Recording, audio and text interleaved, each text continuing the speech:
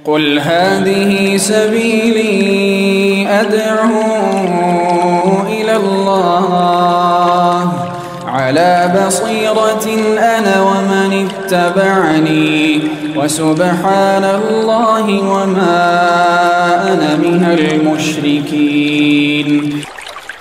الحمد لله رب العالمين نحمده ونستعينه ونستغفره ونعوذ بالله من شرور أنفسنا وسيئات أعمالنا من يهده الله فلا مضل له ومن يضلل فلا هادي له.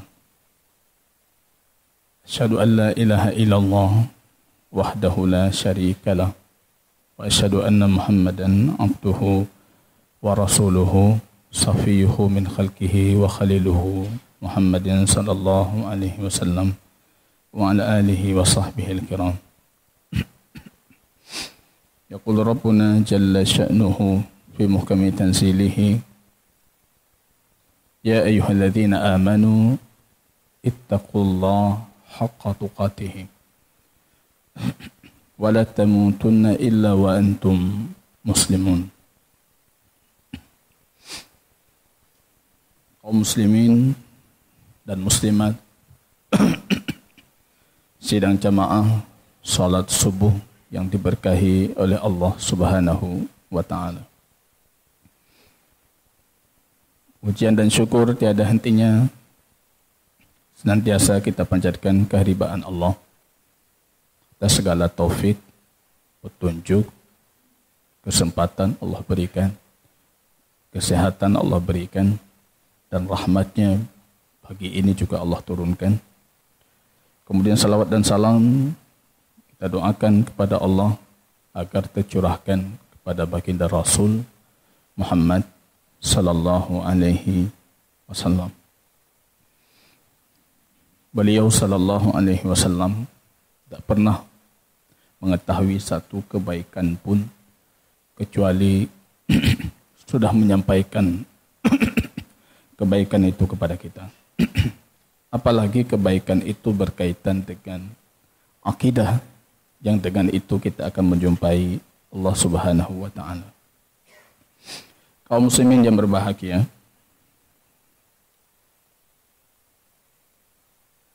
akhir pembahasan kita pada pertemuan yang lalu, setelah menguraikan definisi iman. Iman itu i'tiqadun, qaulun wa amal. Keyakinan, ucapan, perbuatan, yazidu wa yanqus, bertambah dengan ketaatan, berkurang dengan kemaksiatan. Dan ahli iman itu bertingkat-tingkat, berderajat-derajat dalam keimanan mereka. Kemudian kita membicarakan persoalan ke-40, soal al-arba'un. Iman itu kalau disebutkan secara umum, maka mencakup Islam secara menyeluruh, mencakup kebaikan secara menyeluruh, mencakup petunjuk secara menyeluruh, yaitu semuanya sama definisinya secara umum. Iman, Islam, petunjuk, al-huda, ataupun hidayah, al-bir, yang ayat di depan kita, kebaikan, itu semua memiliki definisi yang sama, yaitu ajaran baginda Rasul secara menyeluruh, secara sempurna. Namun lafzani idza ijtama'a iftaraqa. Kalau disebutkan dalam satu teks disebutkan iman dan Islam, maka iman itu memiliki arti amal-amal batin ataupun rukun iman yang keenam. Dan ini persoalan al-wahid wa arba'un, persoalan ke-41. Mad dalil ala ta'rifil iman bil arkani sittah inda tafsil. Yang ini akan jadi pembahasan kita jamaah kaum muslimin sampai pertemuan seterusnya, dan ini akan panjang ya, karena mengingat pembahasan tentang Allah saja kita akan menghabiskan sekitar 25 atau 30 persoalan. Saya rasa sampai tahun depan kita masih berbicara tentang Allah. Kalau dirincikan, Islam itu rukun Islam, iman itu rukun iman. Apa dalilnya? Dalilnya ini pernah kita kupas dan sering kita kupas. Hadis Jibril yang panjang yang bertanya tentang ma huwal iman. Apa itu iman, wahai Muhammad? Baginda Rasul menguraikan iman itu rukun iman. Ma huwal Islam? Apa itu Islam? Rasul menguraikan Islam itu rukun Islam. Hadis ini kalau kita merujuk kembali ke Sahih Imam Muslim yang merupakan kitab Mukharrijul Hadis, di sana ada cerita perjalanan dua orang laki-laki Basrah, Yahya ibnu Ya'mar dan Humaid ibnu Abdullah ibnu Abdurrahman. Datang naik haji dengan niatan khusus. In lakina ahadan min ashabi Rasulillah. Kalau nanti di sana kita berjumpa dengan sahabat baginda Rasul, kita akan bertanya kepada mereka. Ini penting ketika berhadapan dengan fitnah, ketika berhadapan dengan munculnya pemikiran-pemikiran baru, kemana kita merujuknya. Jadi di Basrah ketika itu muncul Ma'bad al-Juhani. Masih sebatas pemikiran yang mengatakan la qadra wa innal amru unuf. Tidak ada takdir itu, tidak ada. Yang ada sesuatu itu terjadi, ya terjadi dengan sendirinya dan Allah tahu ketika itu sudah terjadi. La qadra innal amru unuf. Jadi banyak kaum muslimin di Basrah itu yang kebingungan. Ini bagaimana sebenarnya? Kok muncul pemahaman tidak ada takdir? Mereka berdalil dengan Quran, berdalil dengan Quran juga. Berdalil dengan hadis, berdalil dengan hadis juga.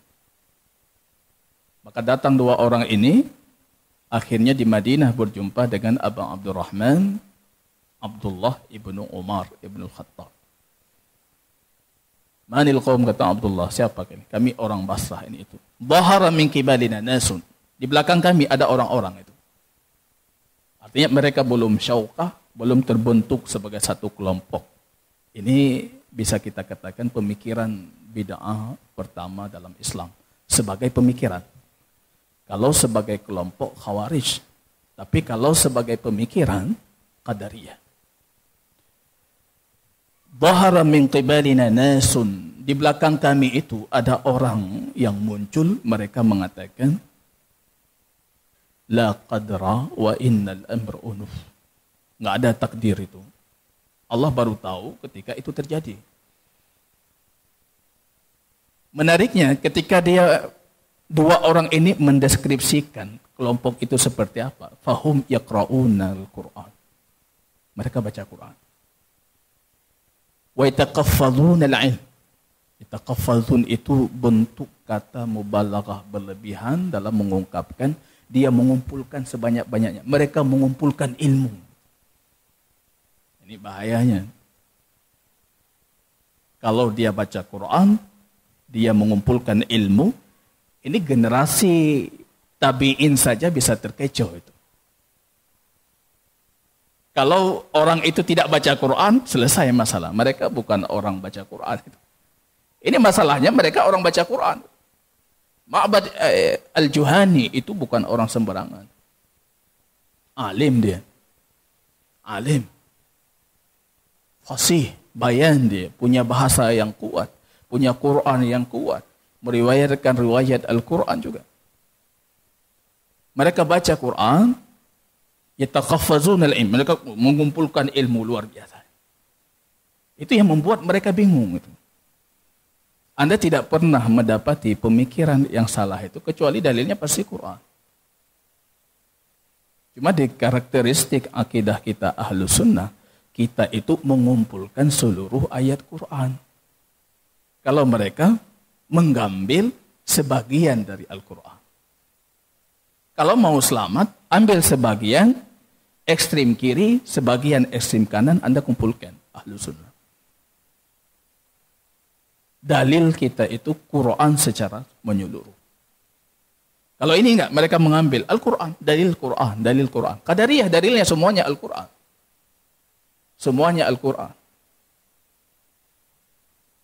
Bahkan kalau Anda membaca pemikiran mereka, mereka mendakwakan akidah kami benar. Kenapa? Karena burung hudhud itu qadari. Coba baca di kisah Sulaiman nanti. Bagaimana ungkapan burung hudhud kepada Nabi Sulaiman. Burung hudhud itu sama akidahnya dengan kami, qadariyah. Padahal mereka salah memahami. Itu kalau hudhud tahu itu marah deh. Ambil sebagian sesuai pemahaman mereka, itu mereka jadikan dalil. Ibnu Umar yang sedang duduk itu bangun, marah. Wallah, demi Allah. Lau anfaqu, kalau mereka itu tidak percaya takdir, satu saja rukun iman itu, mereka tidak percaya. Mereka berinfak sebesar Uhud dari emas, sungguh Allah tidak akan terima. Sungguh Allah tidak akan terima. Itu satu saja. Maka pembahasan kita ini yang panjang ini bisa habis 2 tahun ini. Pembahasan tentang rukun iman ini. Satu saja tidak kita imani. Itu namanya rukun. Rukun itu tidak boleh cacat di salah satunya pun tidak boleh.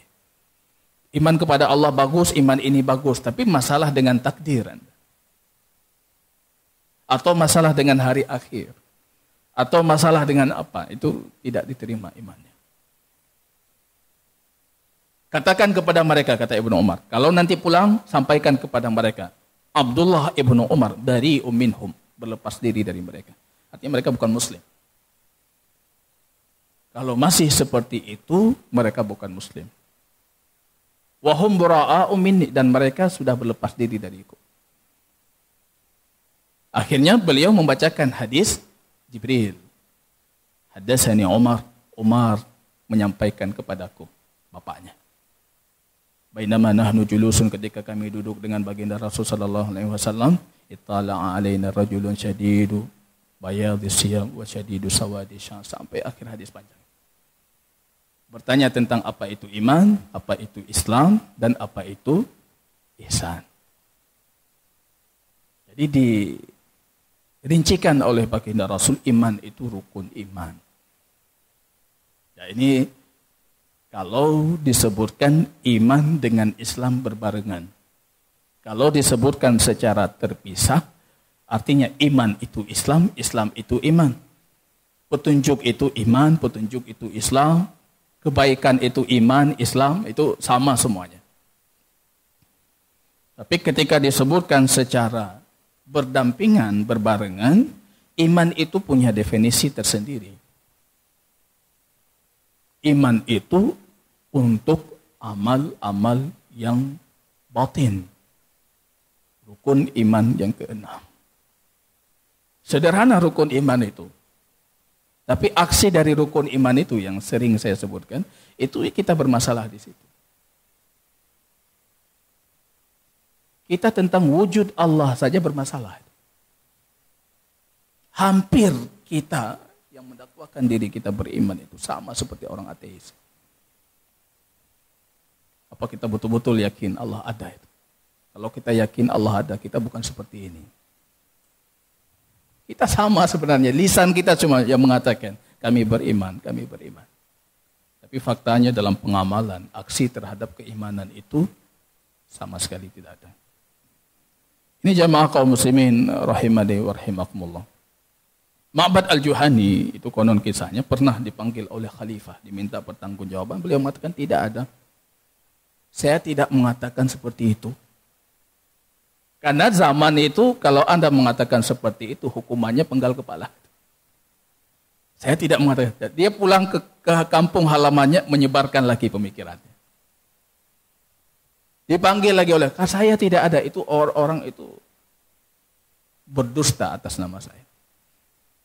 Padahal dia pulang ke kampungnya, ke Basrah itu, mendakwahkan lagi pemikirannya.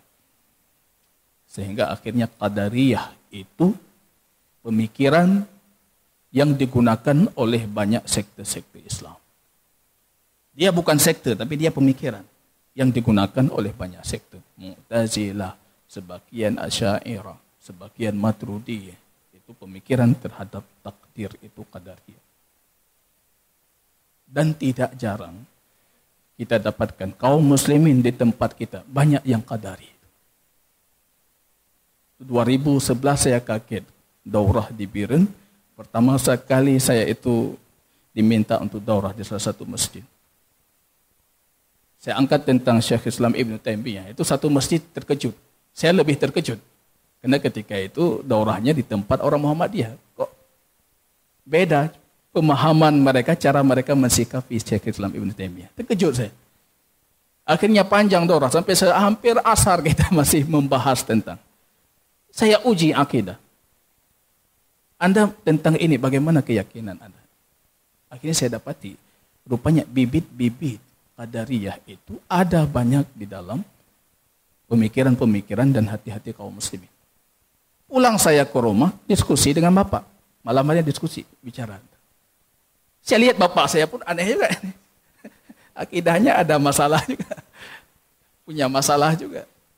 Padahal dari semenjak saya kecil, dari kecil sekali, kami sudah, kalau praktek salatnya sunnah, sifat salat Nabi Syekh Albani itu dari kecil sudah kami amalkan itu di keluarga. Tapi pemikiran rupanya bermasalah juga. Itu pemikiran, bahaya pemikiran. Maka dengan kehadiran kita majelis seperti ini, itu mengajarkan kita bagaimana seharusnya kita berakidah tentang Allah dan tentang lainnya. Di persoalan ke-42, ini masih menguatkan pernyataan sebelumnya. Qala Allah Ta'ala, "Laisal birra an tuwallu wujuhakum qibalal masyriq wal maghrib." Al-bir itu kebaikan. Kalau disebutkan kebaikan, itu artinya apa yang dibawa oleh Rasulullah. Tapi ketika disebutkan lebih khusus, ini artinya ada kebaikan lebih khusus. Kebaikan khusus di sini kebaikan keimanan.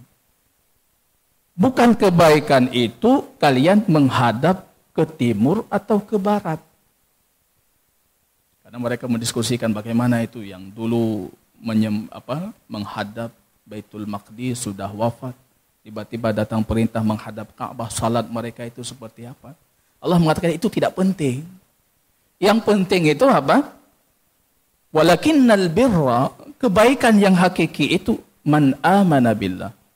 Iman kepada Allah, iman kepada hari akhir, iman kepada malaikat, iman kepada kitab, iman kepada nabiyin. Ini rukun iman. Tapi minus satu di sini, minus iman terhadap takdir. Maka muallif kitab kita menambah satu lagi, inna kulla syai'in khalaqnahu biqadar, segala sesuatu kami ciptakan sesuai dengan takdirnya. Iman terhadap takdir. Jadi definisi-definisi umum itu ketika disebutkan secara terpisah, maka definisi itu punya pemaknaan tersendiri. Namun kalau disebutkan berbarengan, maka definisi itu punya porsi masing-masing. Iman itu punya porsi rukun imannya, Islam itu rukun Islamnya.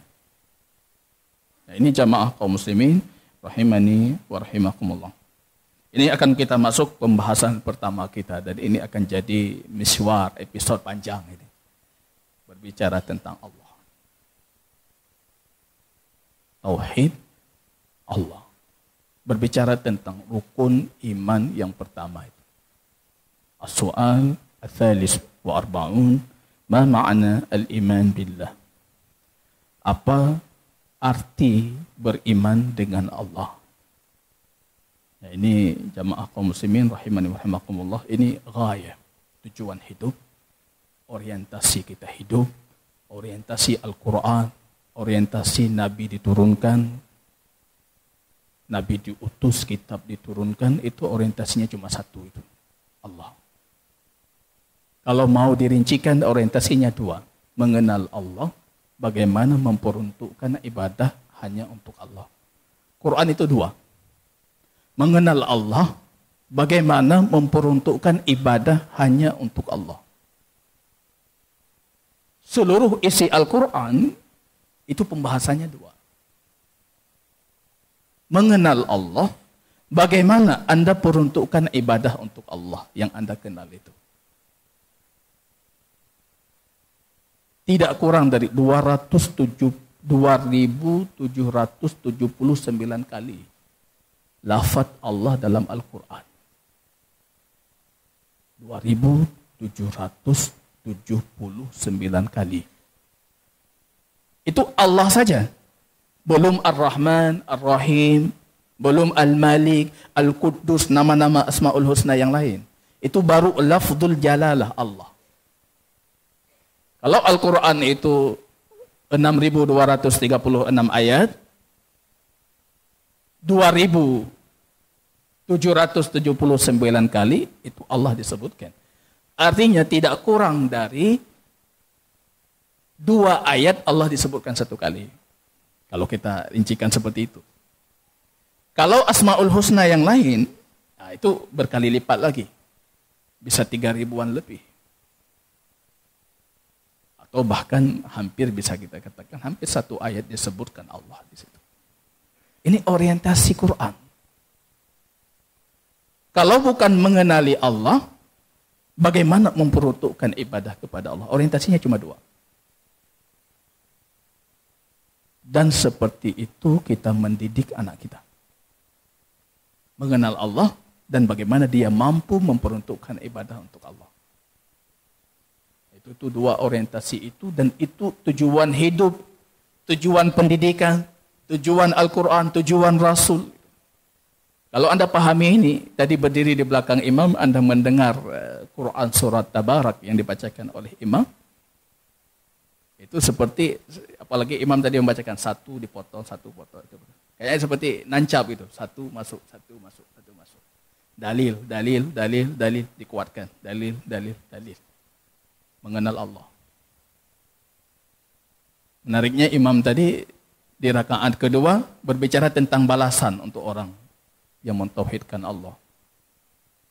Tapi kalau saya boleh mengkritisi, Rasul itu tidak punya kebiasaan memotong tengah surat itu.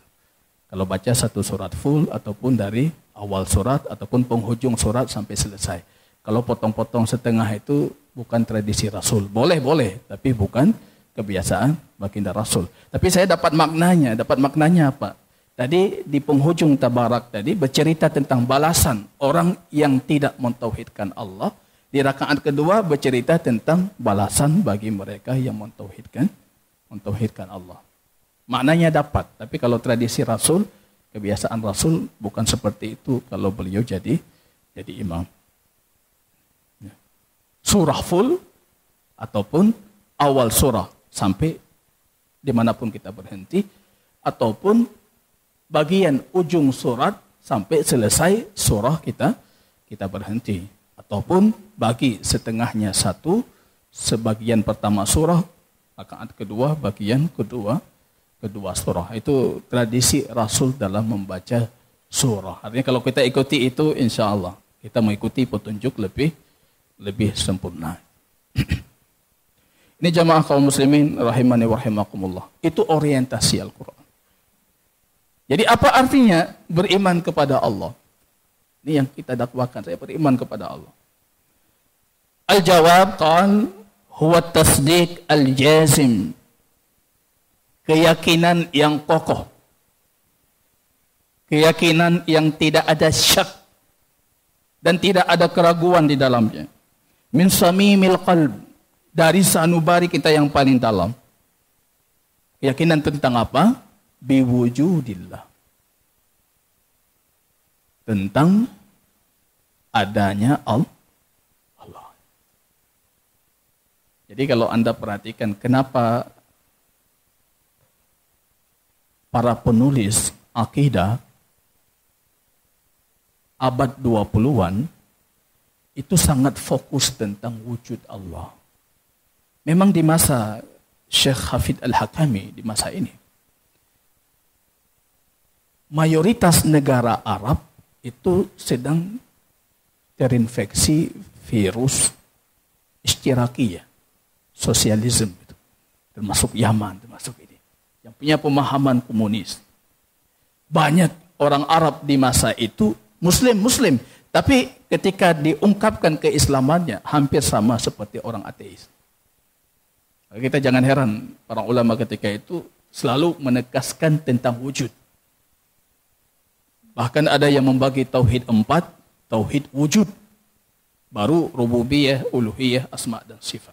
Karena memang zaman itu penekanan terhadap wujud Allah sangat dibutuhkan. Banyak ateis di Arab. Pemahaman negara-negara Arab di masa itu istiraki, sosialisme, dan itu melahirkan banyak sekali orang mengingkari tentang keberadaan Allah, maka dibutuhkan penguatan tentang wujud Allah.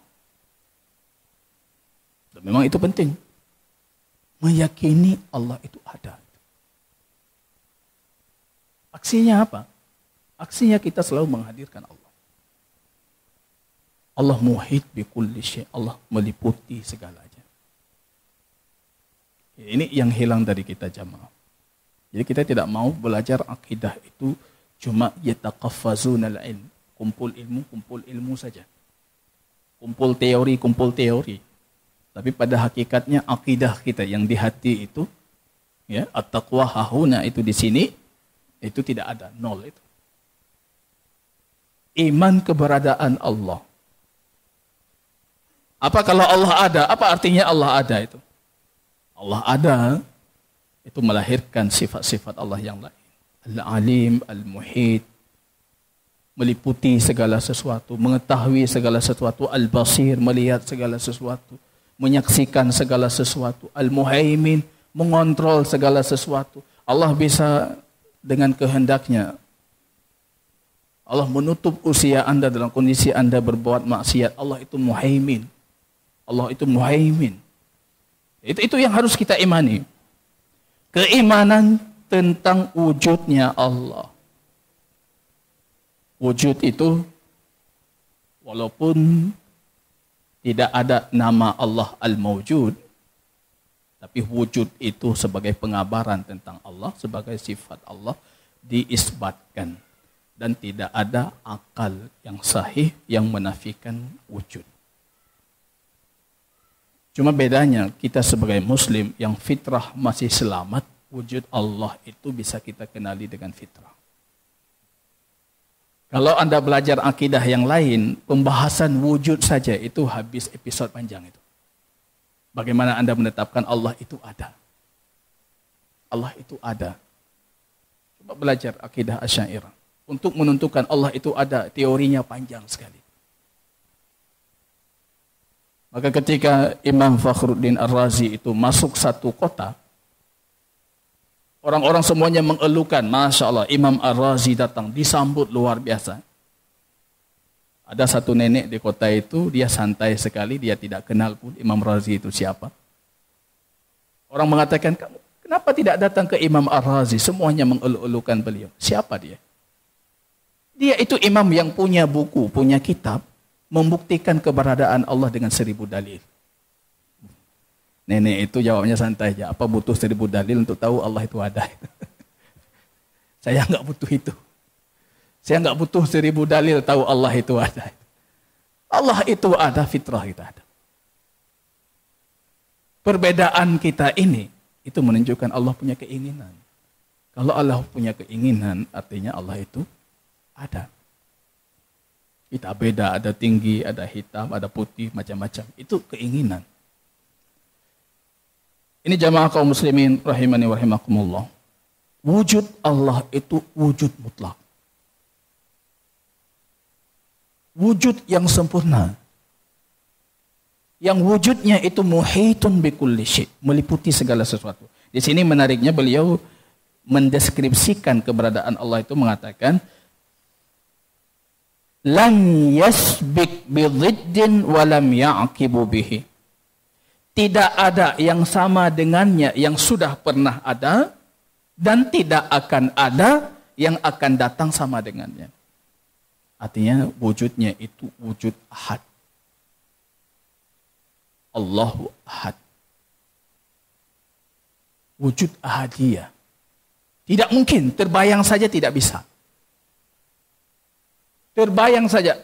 Ada yang sama dengan Allah. Law kana fihi ma alihatan la fasadata. Kalau memang ada dua Tuhan, pasti dunia ini akan rusak. Tidak mungkin ada dua Tuhan. Kalau ada dua Tuhan, rusak dunia. Yang satu ini saya hidupkan lagi. Yang satu lagi jangan kita tambah lagi. Tambah umurnya sedikit. Bingung Tuhan. Ini rusak. Yang ada cuma satu Tuhan. Al-Ahad. Huwal awwalu falaysa qablahu syai'. Ini hadis Imam Muslim. Huwal awwal. Allah itu al-awwal. Walaysa qablahu syai'. Tidak dimulai dengan sesuatu apapun dan belum ada sebelumnya sesuatu apapun. Huwal awwalu. Itu makanya akidah Ahlus Sunnah itu menarik. Kita tidak menamakan Allah kecuali dengan apa yang Allah namakan dirinya. Kita tidak mensifatkan Allah kecuali dengan apa yang Allah sifatkan dirinya. Kecuali kalau pembahasan khabar boleh tentang Allah walaupun tidak ada dalil. Yang penting menurut manusia itu baik. Misalnya kita mengatakan Allah itu luar biasa. Boleh tidak? Boleh. Itu khabar, bukan nama, bukan sifat.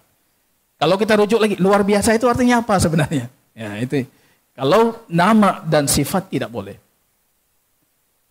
Ketika kita namakan Allah sini, huwal awwal, Allah itu al-awwal. Yang ada dan tidak ada satupun bersamanya. Yang ada dan tidak ada permulaan untuknya. Akidah kita seperti itu. Pembahasan nama, pembahasan sifat untuk Allah itu tauqifi, harus berdasarkan wahyu. Kalau akidah kelompok lain, wujud qidam. Qidam itu menafsirkan makna awal. Qidam, wujud, qidam, baqa, qidam.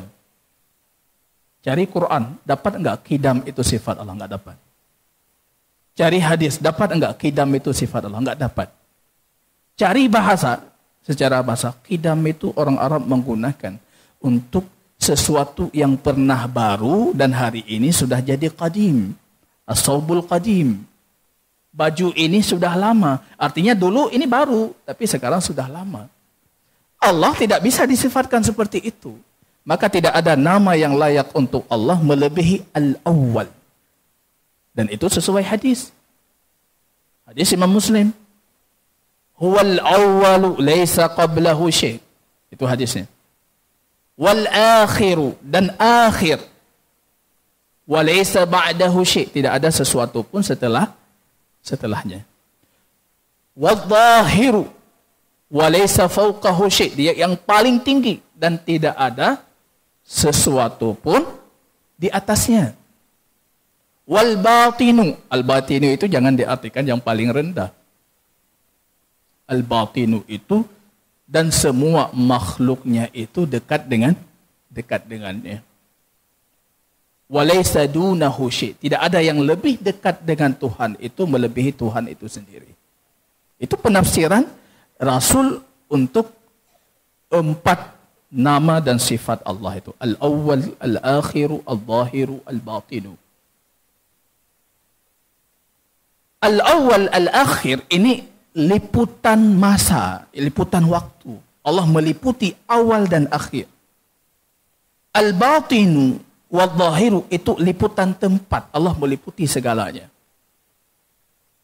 Berbicara tentang keberadaan Allah, itu berbicara tentang zat yang meliputi setiap masa, waktu, dan meliputi setiap tempat.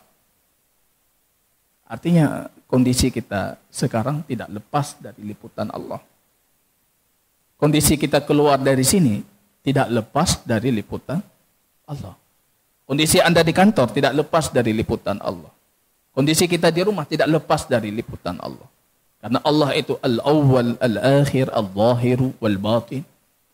Itu semuanya sifat dan nama kesempurnaan milik Allah.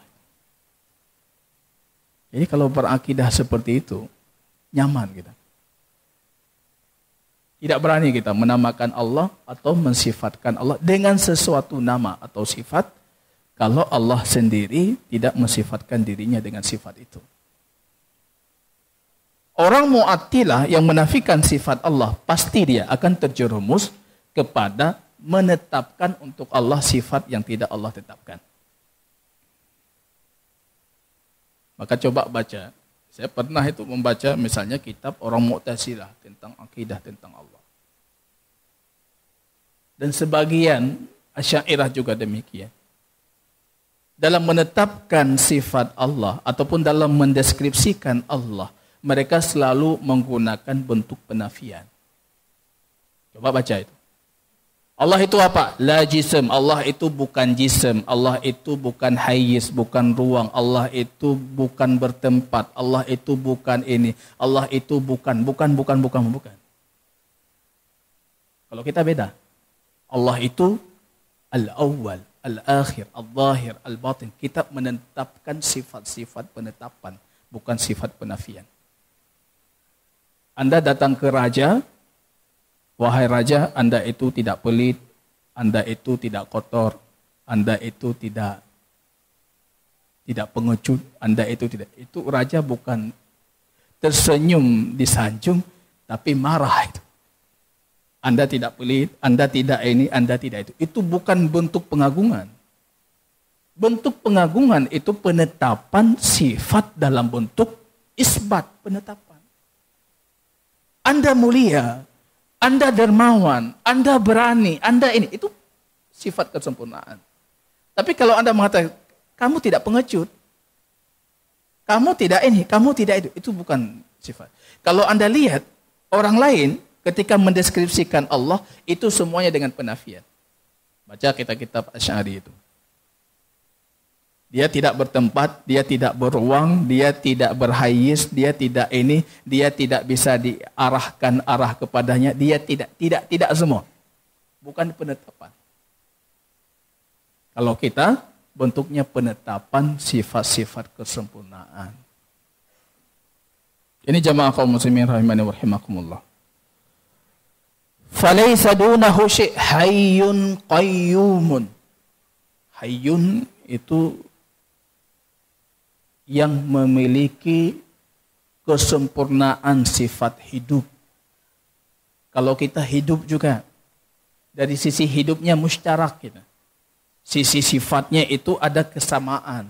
Tapi perbedaannya hidup kita itu masih kehidupan dari yang lain, dari Allah. Tapi kalau Allah itu hidup dengan zatnya. Abadi dengan zatnya. Ahli syurga abadi juga. Tapi abadi kita itu tergantung dengan Allah. Kalau Allah itu abadi dengan zatnya. Hayyun. Tidak ngantuk. Wala naum. Tidak tidur. Tidak ngantuk, tidak tidur, tidak ada kekurangan dalam hidupnya. Ngantuk, tidur itu kekurangan. Qayyumun. Yang mampu melakukan segalanya dengan sendirinya. Segalanya dengan sendirinya. Qayyum. Berdiri dengan kaki sendiri bahasa sederhananya. Fahuwa samad. As-samad. Yang kesempurnaan segalanya miliknya dan makhluknya bergantung kepadanya. Ahadun. Ahad itu sifat ahadiyah. Esa. Esa itu menafikan semua bentuk penyamaan antara dirinya dengan makhluknya. Itu ahad. Jadi kalau Anda mengatakan Allah itu hidup, hayyun. Hidupnya Allah itu hidup hayah ahadiyah. Yang punya kesempurnaan dan tidak sama sedikit pun dengan makhluknya. Allah itu as-sami', maha mendengar. Maha mendengarnya Allah itu ahadiyah. Yang punya kesempurnaan dalam pendengarannya dan tidak sedikit pun menyerupai makhluknya. Itu ahadiyah itu sebenarnya itu jawaban tuntas untuk orang-orang yang menyerupakan. Baik itu tasbih ataupun ta'til. Kenapa orang itu menafikan sifat Allah? Karena dalih mereka mengatakan kalau kita tetapkan Allah sama dengan makhluk. Kita mengatakan Allah itu ahad. Allah itu ahad. Sifatnya tidak mungkin sama dengan makhluk. Mendengar ya, mendengar. Tapi mendengarnya bukan sama seperti makhluk mendengar. Maka kita dalam akidah kita tidak mengharuskan dan tidak melazimkan untuk Allah kecuali apa yang sudah Allah tetapkan untuk dirinya sendiri. Mereka bingung kalau mengatakan Allah mendengar berarti Allah butuh telinga, Allah butuh ini, Allah butuh itu, Allah butuh macam-macam. Padahal dalam akidah kita Allah mendengar dengan kesempurnaannya. Dan bukan semua yang mendengar butuh telinga. Ini batu-batuan ini mendengar juga. Mana telinganya? Masalahnya ketika Anda menyerupakan Allah dengan makhluk, kemudian menurunkan turunannya sifat Allah pun sama dengan makhluk, itu baru muncul. Oh, sama dengan makhluk, kita nafikan. Maka ta'til itu lahir dari tamsil. Orang yang menafikan sifat Allah, itu karena mereka pernah menyerupakan Allah. Pernah membuat Allah serumpama makhluk. Itu lam yalid walam yulad. Tidak beranak dan tidak diperanakkan. Walam yakun lahu kufuwan ahad. Yaitu ada seperti yang saya ingat dulu dari kajian kita tentang surat Al-Ikhlas. Ada di YouTube itu penjelasan tentang surat Al-Ikhlas. Mengenali Allah dari surat Al-Ikhlas. Al-Ikhlas itu artinya murni. Murni itu karena surah itu murni hanya bercerita tentang Allah. Kalau mau deskripsi lengkap tentang Allah, baca Quran surah Al-Ikhlas. Kafir Quraisy bertanya kepada Muhammad, "Wahai Muhammad, Tuhan kamu itu dari emas kah? Dari perak kah? Dari besi kah? Dari apa Tuhan kamu itu?" Coba lihat, karena memang dia punya perumpamaan berhala yang dia miliki berbentuk, akhirnya datang kepada Rasul ingin menggambarkan Tuhan Rasul itu seperti berhala mereka. Tapi mungkin bagi mereka Tuhan Muhammad itu levelnya lebih tinggi dari emas, dari perak, dari ini, dari itu. Rasul terdiam, Allah turunkan Quran surat Al-Ikhlas. Nanti coba disimak, itu sepertinya ada sekitar berapa itu? 6 episode atau 5 episode tentang penjelasan bagaimana kita mentauhidkan Allah melalui Quran surat Al-Ikhlas. Itu deskripsi sempurna tentang Allah. Ya, tidak Anda tidak butuh lagi membaca kitab-kitab penjabaran tentang teologi Allah itu seperti apa versi orang selain kita. Penjabarannya panjang, bertele-tele, membingungkan. Quran surat Al-Ikhlas itu deskripsi ringkas, sederhana tapi menjawab masalah kebutuhan kita tentang Allah. Beliau melanjutkan wa tauhiduhu bi ilahiyyatihi wa rubiyyatihi wa asma'ihi wa sifatihi. Apa arti kita beriman kepada Allah? Artinya kita mentauhidkan Allah dalam rububiyahnya, dalam uluhiyahnya, dan juga dalam asma dan sifatnya. Ini kesimpulan dulu, karena pembahasannya ke depan kita akan berbicara itu apa tauhid uluhiyah, tauhid rububiyah, tauhid asma dan sifat. Dan tentunya bagi siapa yang memahami sejarah, membaca pernyataan ulama kaum muslimin, tidak mungkin mereka mendakwakan ini kan produknya Ibnu Taimiyah. Ibnu Taimiyah itu abad ke-7. Pengenalan Tauhid 3 itu dari abad ke-3, abad ke-4 sudah disebutkan oleh kaum muslimin. Abad ke-4 Ibnu Mandah sudah menyebutkan itu tentang pembagian Tauhid 3. Abad ke-3 bahkan Ibnu Jarir At-Tabari, pengarang kitab tafsir itu, sudah memberikan isyarat, indikasi tentang 3 Tauhid ini. Ini namanya istiqra. Kita punya kaidah yang kita sepakati, baik kita ataupun orang di luar kita. La musyahata fil istilah. Istilah itu tidak perlu diperdebatkan selama istilah itu tidak mengandungi mafsadah, tidak membawa kerusakan. Orang mau buat istilah silahkan. Yang penting hakikatnya tidak merusak. Karena kalau sudah merusak, itu istilah tidak bisa diterima. Maka kaidah usuliyah dalam usul fiqh, dalam kaidah fiqhiyah, itu ada kaidah namanya la musyahata fil istilah. Tidak ada masalah, tidak perlu diperdebatkan istilah. Orang bagi tauhid dua, itu mayoritas para ulama. Ibnu Taimiyah beberapa kali itu membagi tauhid dua. Ibnu Qayyim banyak dalam kitabnya membagi tauhid dua. Sebelumnya banyak para ulama membagi tauhid dua. Sampai hari ini ada yang membagi tauhid dua. Ya silahkan. Anda mau bagi 10, ya silahkan. Tidaklah musyahata fil istilah. Yang penting hakikatnya itu jangan membawa kerusakan. Jadi pembagian tauhid ini itu bukan produk Syekh Muhammad bin Abdul Wahab. Bukan produk Ibnu Taimiyah yang abad ke-7. Bukan. Ini sebelumnya sudah ada itu. Bahkan dari generasi sahabat pun sudah ada indikator ke sana. Wa may yu'minu aktsaruhum billah illa wa hum musyrikun. Mereka tidak beriman kepada Allah. Kebanyakan mereka itu tidak beriman kepada Allah, akan tapi mereka dalam keimanan mereka mensyirikkan. Di sini diisbatkan mereka punya iman, mereka punya syirik. Artinya Ibnu Abbas mengatakan, itu sahabat baginda Rasul. Beliau mengatakan, yu'minuna. Mereka beriman tentang rububiyahnya Allah.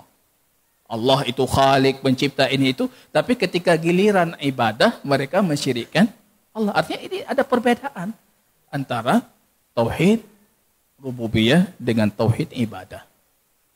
Terserah namanya apa. Ibnu Qayyim beberapa kali menyebutkan itu tauhid ma'rifah wal isbat, wa tauhid al-qasdu wa talab. Tauhid amal dan tauhid ilmu. Tauhid ilmu itu kalau kita rincikan tauhid rububiyah, tauhid asma dan sifat. Tauhid amal itu tauhid ibadah. Tauhid al-qasad boleh. Tauhid al-qawli boleh. Tauhid ini boleh, terserahlah. Yang penting hakikatnya. Ini kaidah disepakati semua kaum muslimin. Para ulama kaum muslimin. La musyahata fil istilah. Tidak bermasalah dengan istilah. Yang masalah itu hakikatnya. Coba turunkan. Apa maksudmu? Karena orang ketika merincikan itu tujuannya dua. Kalau bukan tafsil menjelaskan, tadlil menyesatkan. Abad ketiga Hijriyah lahir Ma'bad ibnu Musannah itu. Muammar ibnu Musannah. Dia membagi ucapan itu dua bentuk. Dia mengatakan ada hakikah, ada majas. Majas bahasa Indonesia juga majas. Ada hakikah sesuai maknanya, ada majas. Dia bagi. Para ulama kita tidak mensalahkan. Anda membagi dua, membagi berapa tidak ada masalah. Tapi hakikatnya. Masalahnya nanti datang ke Al-Quran mengatakan ini sifat Allah, ini asma Allah, ini nama Allah. Ini semuanya majas. Bukan itu maksudnya. Itu harus ditakwil, harus dipahami dengan makna. Itu masalahnya membuat kerusakan. Kalau Anda merincikan dengan rincian silahkan. Abad-abad keempat, abad kelima lahir. Hadis itu dibagi dua. Ada hadis mutawatir, ada hadis ahad. Tidak ada masalah. Cuma masalahnya ketika Anda mengatakan hadis ahad itu tidak boleh diamalkan, tidak boleh diyakini kalau berkaitan dengan perkara gaib dan akidah. Ini membuat kerusakan. Mau bagi silahkan. La musyahata fil istilah. Maka pembahasan ini lucu. Kadang-kala kita disamakan itu akidah tiga. Sama seperti trinitasnya orang Nasrani. Di mana samanya? Tidak perlu kita cari perbedaan. Samanya dulu di mana? Untuk apa perbedaannya? Samanya di mana? Di mana samanya? Samanya di part nama. Satu ayat dalam Quran surat Maryam itu 3 tauhid Allah kumpulkan di situ. Rabbus samawati wal ard wa ma bainahum fa'budhu wastabir li'ibadatihi hal ta'lamu lahu samiyya. Ya Rabbus samawati wal Tuhan langit dan bumi dan antara keduanya. Itu tauhid apa itu? Rububiyah. Allah Tuhan, Allah Rabb. Allah Rabb. Fa'budhu, maka ibadahlah dia. Fa'bud, itu apa itu? Tauhid ibadah. Uluhiyah. Hal ta'lamu lahu samiyya? Apa kalian tahu untuknya nama? Lebih sempurna dari namanya. Itu tauhid apa itu? Tauhid asma dan sifat. Dari mana datangnya ini? Oh, itu perkara baru, itu bid'ah, itu rincian-rincian yang tidak disabdakan oleh Rasul, tidak difirmankan dalam Quran. Justru itu namanya rincian berdasarkan istiqra. Istiqra itu kalau dalam penelitian adaptive method. Kita mengumpulkan semuanya, kemudian kita kumpulkan dan kita rincikan sesuai dengan setelah adaptif semuanya kita pelajari. Para ulama ahlus sunnah itu melakukan istiqra tam. Adaptif sempurna untuk dalil-dalil Quran dan dalil-dalil hadis tentang tauhid. Kemudian rupanya mereka mempelajari ini ujungnya 3. Berkaitan rububiyah, tindakan Allah, berkaitan ibadah, tindakan kita terhadap Allah, berkaitan dengan asma dan sifat Allah. Semua dalil tentang tauhid masuk ke salah satu 3 ini. Tidak mungkin keluar. Ataupun definisi lain, tauhid terbagi 2. Tauhid qauli ilmi, yang sifatnya ilmu, al-amali, yang sifatnya amal. Kalau Anda pelajari semua ayat Al-Quran tentang tauhid, itu ada yang sifatnya ilmu, ada yang sifatnya amal. Selesai. Itu namanya istiqra. Istiqra tam. Yaitu dengan cara adaptive method itu mengumpulkan semua yang ada, kemudian menyimpulkan berdasarkan rincian-rincian yang ada dalam Al-Quran dan hadis. Istiqra. Dalam ilmu nahu ada istiqra ulama nahu tersendiri. Al-kalimah tanqasim ila 3. Jadi kalimat itu terbagi 3. Kata itu dalam ilmu bahasa terbagi 3. Kata benda, ism, fi'il kata kerja, dan harf, huruf. Anda mau cari kata bahasa Arab, itu tidak mungkin keluar dari 3 tadi. Kalau bukan ism, fi'il, harf. Cerdas sekali bahasa Arab Anda. Anda keluarkan dari 3. Tidak mungkin itu. Karena mereka sudah istiqra secara sempurna itu. Ulama nahu punya istiqra. Ulama fikih punya istiqra. Halal, haram, mubah, makruh. Itu berdasarkan istiqra. Karena dari hadis Rasul tidak pernah mendefinisikan halal itu seperti ini. Haram seperti ini. Makruh seperti ini. Tapi itu didefinisikan secara istiqra. Itu tidak ada masalah. Yang penting hakikatnya. Hakikatnya jangan merusak. Ya, ini jamaah kaum muslimin rahimani wa rahimakumullah. Ini ada indikasi dari pengarang kitab kita tentang penyebutan 3 tauhid ini. Karena memang ini cara istiqra yang paling sempurna yang kita ketahui tentang pembagian tauhid. Menariknya, pengarang kitab kita di sini akan memulai dengan tauhid uluhiyah. Dengan tauhid uluhiyah. Wallahu ta'ala alam bisawab. Ini kalau kita lihat sudah jam 7. Kita cukupkan di sini. Pertemuan ke depan kita akan mulai dengan pembahasan tauhid uluhiyah. Dan bagaimana pendekatan Al-Quran dalam pengajaran tauhid uluhiyah. Nantinya pendekatan itu bisa kita manfaatkan ketika kita mendidik anak-anak kita dalam mentauhidkan Allah secara uluhiyah. Tadi saya di belakang imam ketika dibacakan surat Tabarak. Allah berulang kali suruh kita melihat. Lihat. Farji'il basar. Kembalikan pandanganmu ke langit. Lihat. Ada celah yang kurang, ada yang tidak sempurna, ada yang bolong, ada yang apa. Balik lagi kata Allah, suruh balik lagi. Bahkan sampai pandanganmu lelah melihat keagungan ciptaan Allah, kamu tidak akan mendapati kekurangan. Itu cara Al-Quran mendidik kita untuk tauhid uluhiyah. Lihat kesempurnaan ciptaan Allah. Setelah itu, kalau Anda melihat ayat Al-Quran yang banyak, lihat kekurangan kita manusia. Coba buka Quran. Kalau diceritakan tentang manusia, itu pasti sifat kekurangan. Manusia dalam kerugian, manusia itu dhaif, lemah. Manusia itu bertipu daya, manusia itu tidak mampu, manusia kurang.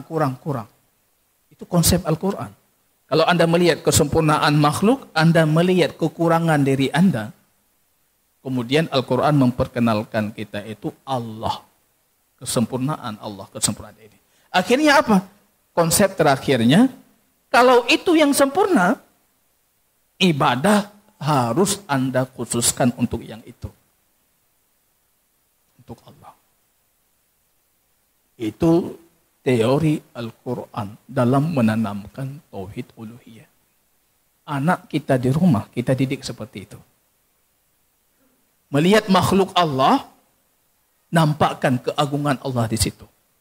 Coba lihat bagaimana Allah, bagaimana ini, bagaimana itu. Di satu sisi kita nampakkan pada dirinya, kita sebagai manusia itu lemah. Sehingga dengan sendirinya muncul nanti di sanubari anak kita itu, yang sempurna, yang berhak diibadahi itu hanya Allah semata.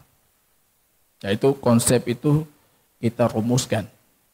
Dan hari ini kami di SMIT Al-Arabiyah, di sekolah kita itu, kita lahirkan produk pendidikan karakter. Jadi alhamdulillah selama liburan kami tidak libur itu, dengan tim menyusun modul pendidikan karakter berdasarkan konsep tadi. Alhamdulillah sudah kita selesaikan 2 modul itu, modul akhlak dengan modul ma'rifatullah. Satu nama Allah saja, kalau betul-betul kita imani, kita berubah. Satu nama Allah saja. Allah Al-Alim, Allah Maha Mengetahui. Coba itu Anda yakini saja. Berubah enggak kita? Berubah. Mau buat maksiat, Allah Alim. Mau buat yang bukan-bukan, Allah Alim. Mau buat ini, Allah Alim, Allah Alim, Allah Alim. Bagaimana kalau 99 nama itu kita yakini, kita imani? Bagaimana kita tidak baik? Yaitu mudah-mudahan ke depan kita bisa melahirkan generasi-generasi yang kuat akidah. Kemudian akidah itu bukan cuma sebatas teori ilmu yang dia kumpulkan. Tapi ada keyakinan yang dia yakini di dalam hatinya. Wallahu ta'ala a'lam bishawab. Barakallahu fikum. Subhanakallahumma bihamdika asyhadu an la ilaha illa anta astaghfiruka wa atubu ilaik. Assalamualaikum warahmatullahi wabarakatuh.